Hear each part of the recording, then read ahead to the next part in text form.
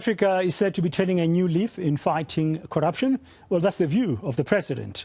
He says government is determined to uproot corruption and will use every tool to bring the corrupt to book. But the big question remains if we'll ever see those implicated, especially the politically connected in orange overalls.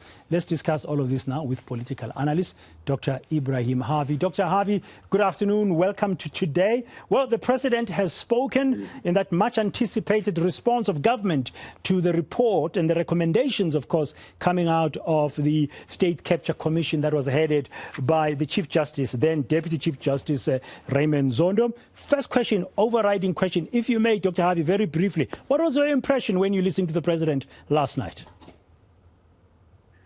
Yeah, well, you know, considering the background of hesitation in dealing with corruption, including by Ramaphosa himself and the ambivalence, I think he took a strong stand. I hear there's some criticism that he could have gone further and did more, but I think really given the circumstances and the history of acquiescence and passivity, even by him, equivocation, I think, well, it speaks to and it only echoes to a large extent also what the Zondo Commission of Inquiry's reports. They were very strong.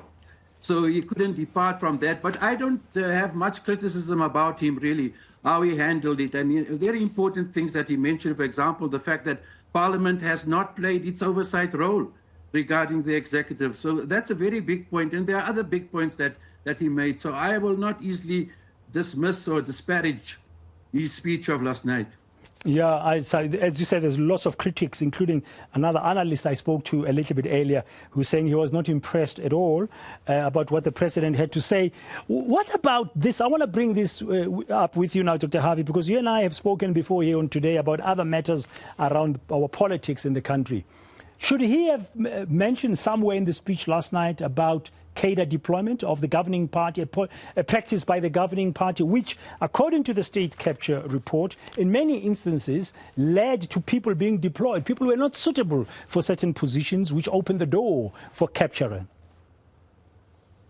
No, he was absolutely right. And he couldn't but say that, because that runs through all the reports of the Zondo Commission.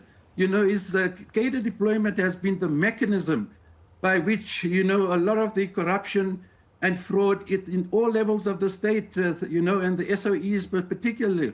So what Ramaphosa spoke about cadre deployment, it's written in all the pages of the Zondo Commission. No, I'm saying, sorry, Dr. Harvey, he did not speak. From what I recall when I looked, unless I've missed it, I'm saying, should he have spoken about it explicitly, focusing on cadre deployment as one of those outcomes that he, as a leader of the party, is going to make sure that change is going forward, for example?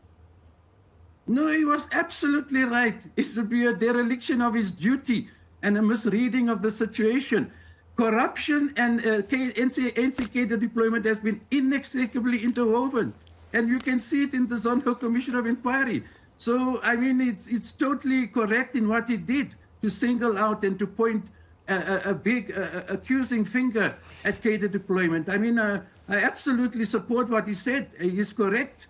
And he wouldn't have been correct if he belittled it or if he did not make such a big emphasis on it. He's right, completely.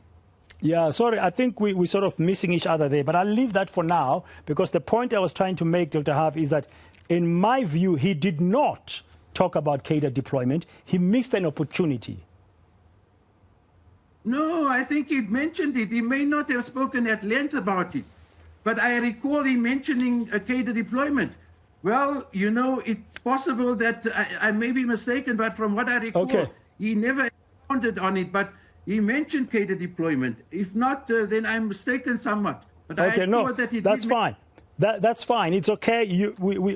I understand your point you're making. Thanks for clarifying, Dr. Harvey. But what about the ANC itself? I mean, coincidentally or otherwise, 3 former presidents, a day or two before the president spoke last night, were criticizing the president in different ways, shapes and forms, through various comments. I mean, from Thabo Mbeki to Jacob Gedleyihlekisa Zuma and to Mr. Kgalema Motlanthe. What is your view? Is the president under siege?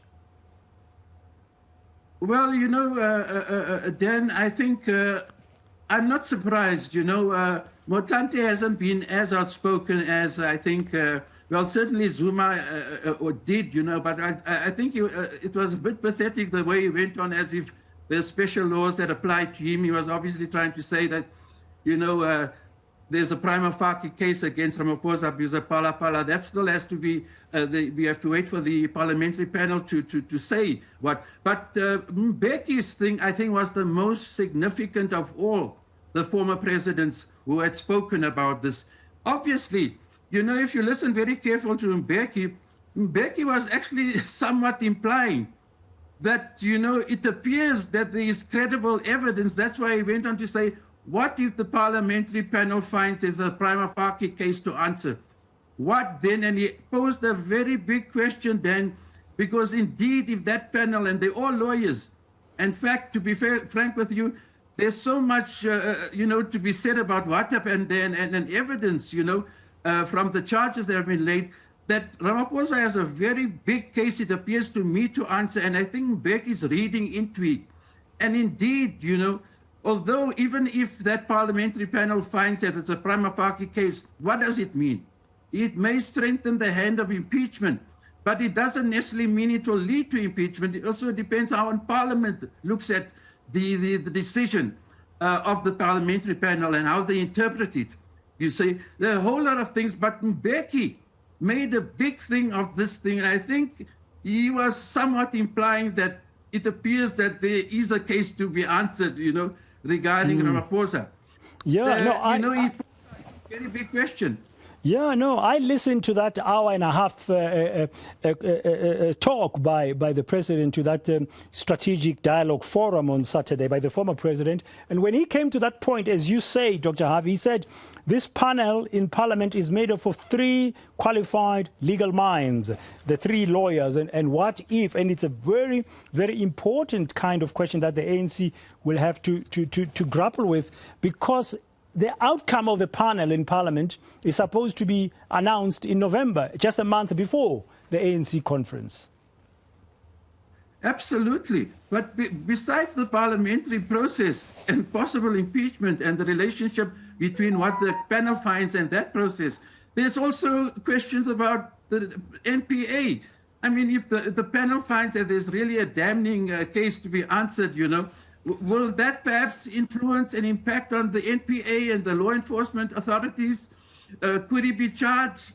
And if he's charged, he absolutely will have to step aside. And that would mean this is it. He can't escape it.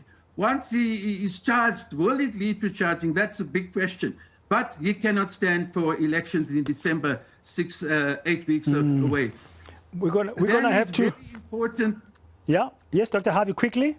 Yeah, no, I'm just saying what the panel finds is key and critical. That's the thing, what they come up with.